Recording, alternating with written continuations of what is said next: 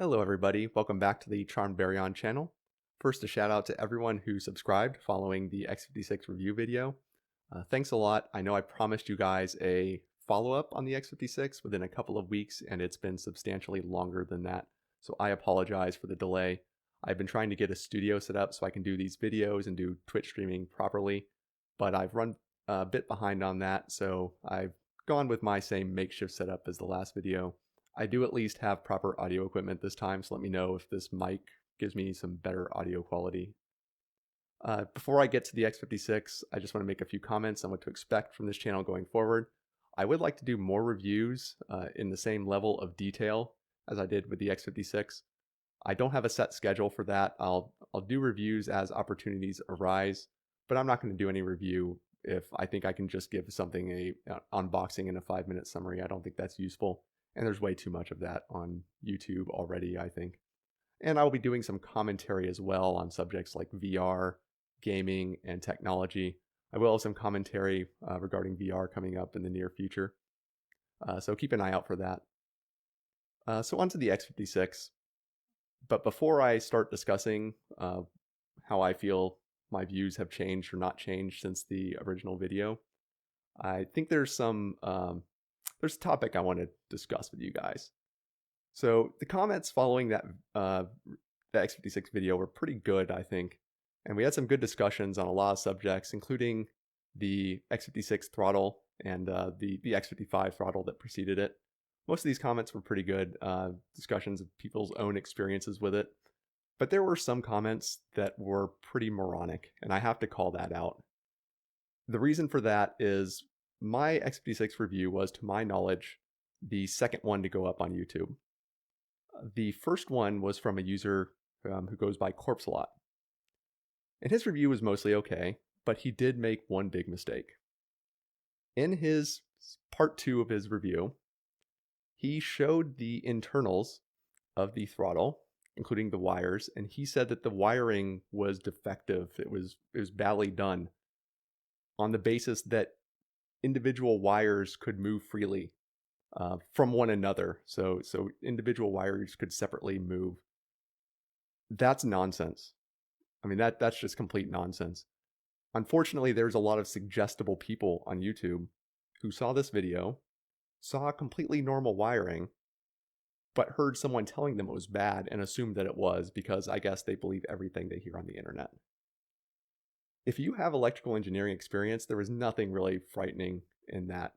It's frankly ridiculous to think that wires moving independently doom something to fail.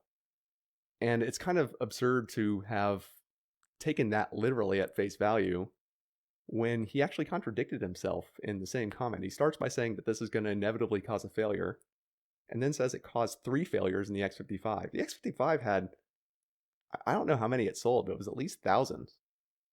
Inevitable is a 100% failure rate. 3 is a fraction of 1% failure rate.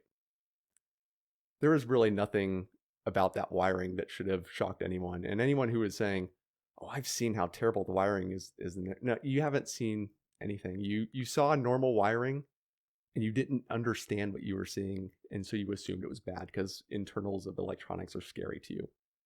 It's nonsense. So I think he was sincere. I'm not trying to do this as a call-out video for Corpselot. If you're watching this, Corpselot, I was not trying to embarrass you. My comments on the throttle in the first video were actually meant to address this without doing a call-out. Unfortunately, it seems that those comments caused a lot more damage among gullible individuals than it should have, and it needs to be corrected. That does not mean that there can't be a problem in the throttle, but there was nothing visibly wrong. There's no evidence from looking at that wiring that would suggest there'd be a problem. If there does turn out to be a problem, it's unrelated to the fact that they move independently. There might be problems with the wires themselves being defective or such, but you can't tell that by looking at it. Okay, with that out of the way, let's go on to the actual commentary on the X56. I'm going to start with the things that I found I disliked more than I expected. That way we can follow up with the things I liked and end on a positive note. But before that, I want to make a few comments on this concept of VR readiness. This is advertised as a VR ready product. This is something that I knew about before I did the last review, and I forgot to mention it. This VR ready crap it pisses me off.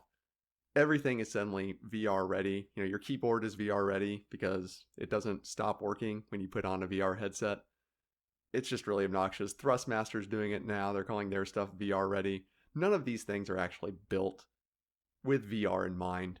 Nothing on this has changed from the X55 that makes it better for VR. One thing I want to call out, this little mode switch, it's not perfect for VR because you have to take your hand off the throttle. You really shouldn't have to take your hand off the throttle anyway, right? That's why I call it hands on throttle and stick. Your hand's supposed to stay on it. But it's especially annoying in VR because you don't have the benefit of sight to guide you straight to it. You have to kind of learn to get your hand there. It's not the worst thing in the world. The thing is with VR, you kind of have 3 requirements you have to satisfy. One is you shouldn't have to take your hand off the control because it's harder to get there. That's something you should not have to do anyway. VR just makes it more important. Number 2 is you should be able to know what mode you're in without removing the headset to look or having to test a control in the game to find out. And number 3 is you should be able to switch to any specific mode easily without having to take off the headset to look. This gets 1 out of the 3. I can switch to any mode I want. If I'm going to go to mode 1, I just turn it up as much as it goes. Right? Turn it down as much as it goes. There's mode 3. Just go to the end and then flip it up 1 and I'm in mode 2. But I can't know what it's in without looking, and it's really hard to feel.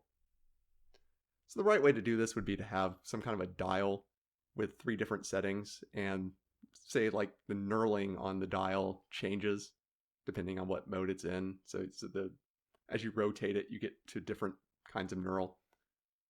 But this is not made for VR. It's not terrible for VR. At least you can change to whatever mode you want, regardless of where you are. Something like the CH Pro Throttle actually works really well outside of VR because you don't have to take your hand off the throttle. You just press the analog stick as a button and it toggles between the 3 different modes. But when you add VR, it's terrible. With the CH Pro Throttle, I don't have a physical button to let me switch to a specific mode. I not only don't know what mode I'm in, I have to know what mode I'm in to get to another mode. So it's even worse. Even though it's better without VR, it becomes even worse with VR. No one really does any of this well for VR. No one's taking into account. So just don't buy into this VR ready hype. Now the 2 things that have kind of stood out as annoying to me, number 1 is this twist. It's way too heavy. I've mentioned this in the first review, but I find that the more I use it, the more annoying that got. And the problem is I was using the blue spring, which is really light. So I had a really nice light touch. I could just touch it barely and it would move. But then that twist was so much heavier. As soon as I needed to do the twist axis, it's like the amount of force I had to use tripled. And it was just really weird to have that contrast.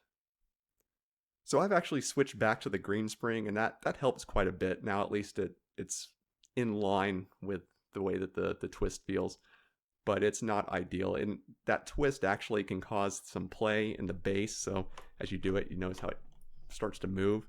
You really need to mount the joystick down because of this, or secure it in some way, use Velcro or something. The other thing that I find to be a problem more than I thought is the ergonomics. The stick is just way too big. I commented on that before. If I rest it here, I just can't easily reach these top 2 buttons without taking my hand off the rest. And it gets kind of frustrating after a while. Like your hand just wants to rest, but you can't necessarily let it.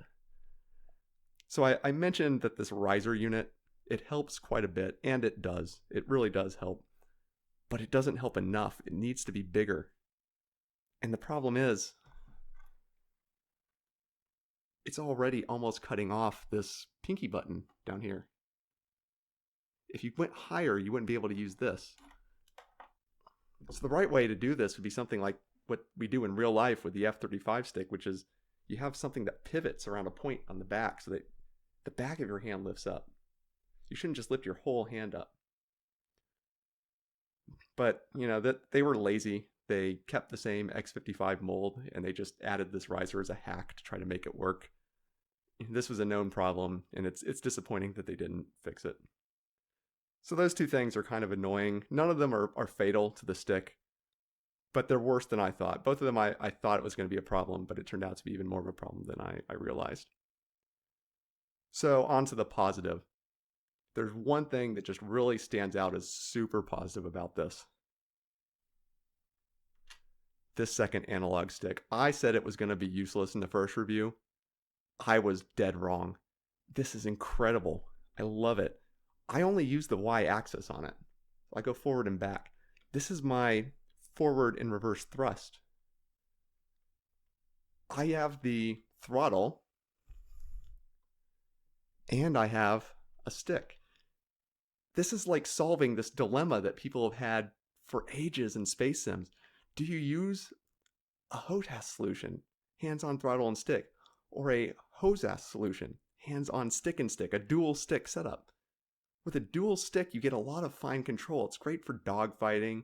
It's great for landing or docking. A throttle's not great for that because you have to. It's supposed to be slow changes with a throttle. A throttle is a slow but precise way of adjusting your speed. A stick is a very rapid way of doing it. Here you have both. You don't have to have this continuum between a throttle, which is great for something like Elite Dangerous Super Cruise across a star system, and a stick, which is great for those landings and that dogfighting. You have both. And one thing that I think people love about the CH Pro throttle is it kind of fills this void between the dual stick and the throttle and stick setup. It's a very, very light throttle, which is actually not great for a throttle. That's not the way a throttle is supposed to work. But that does make it more like a second stick.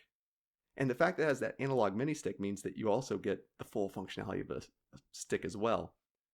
So it kind of fills this void. It's not quite as good as a throttle, a proper throttle, one that like this that has a lot of resistance for that kind of super cruise across a star system type of control. It's not as precise.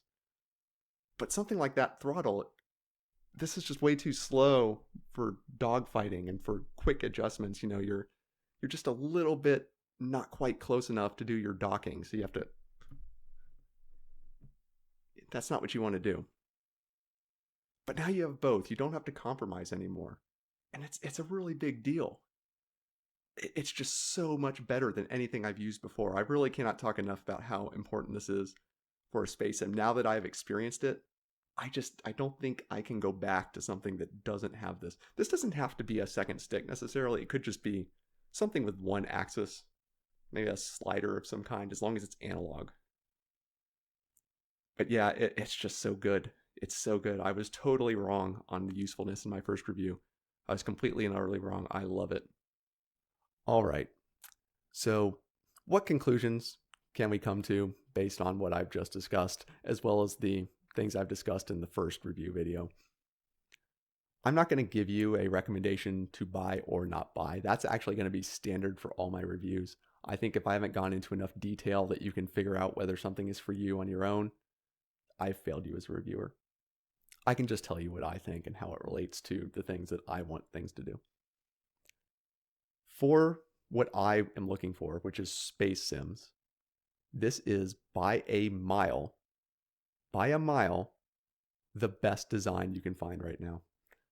There's nothing else that compares, and it all comes down to that second analog mini stick. We have products like the CH Pro Throttle that have one mini stick, and people love them for space sims.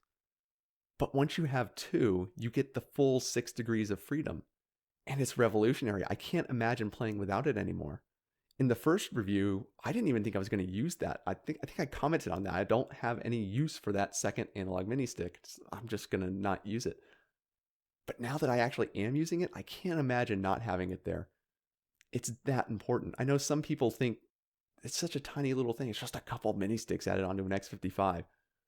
Well, imagine if every car in the world could only go maximum speed. It only had one speed, which is maximum. And then someone updated their car to have a gas pedal. And now you can control how fast it goes. That's revolutionary. You wouldn't just say, oh, it's just the same old car, just with a gas pedal. It totally has revolutionized automotive industry by doing that. you would never go back to a car that lacked one. And it doesn't matter if that car has problems with things like ergonomics. This joystick has ergonomic problems, but it doesn't matter because it gives you qualitatively control that you can't get anywhere else. You wouldn't care if that car with the gas pedal had uncomfortable seats. It's still the best car in the world.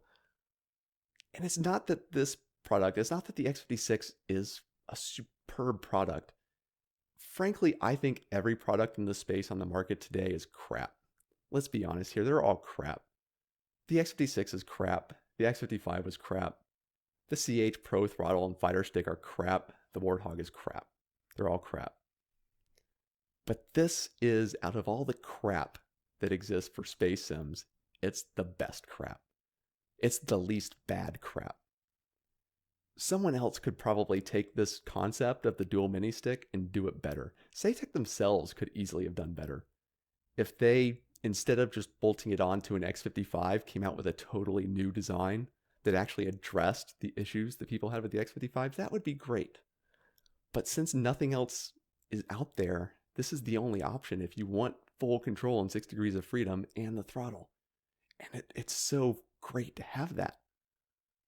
So it wins on being the least bad, which is synonymous with being the best in a lot of industries and in this one, sadly. I would love to see someone like VKB, who actually seem to care, do their take on this product. It would be amazing, I bet. Something at like the Gladiator Pro level design, but doing this, it would be amazing, guys. It's hard not to be a little frustrated that this design, with all the things it does right, has to come with all the things that it does wrong, especially considering that we all knew what the X55 did wrong. Mad Catz knew what it did wrong, and they still just went with the X55 design. But just having that one feature, it makes it the best option you have right now for space sims. And that's important because if you are a flight sim enthusiast, that analog mini stick on the joystick, it's actually really annoying. I tried playing DCS World with this, and it's fine. But I'm someone who will rarely play flight sims. I mostly do space sims. And losing that spot to rest my thumb, it's kind of annoying. It's actually even annoying in Elite Dangerous. It's just that the annoyance that you have to go through when you're not using the stick is so worth it for how good it is when you actually do need it.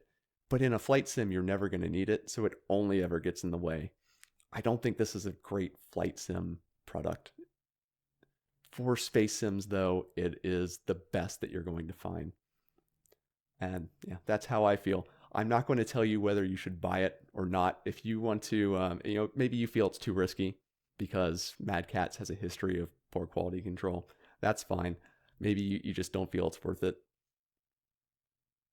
I can just tell you that it's the best design that you can get for space sims. Whether that's enough for you to want to buy it or whether you think that the other problems are too much is up to you. That's what a good reviewer should let you know, I think, is give you all the tools that you need to balance all the things that you care about on your own. So let me know what you think. Are you super upset that I actually like something that Saitek made? Those bastards. Let me know. I'll see you around in the next commentary video, guys. So long. And if you like this video and you want to see more, please subscribe.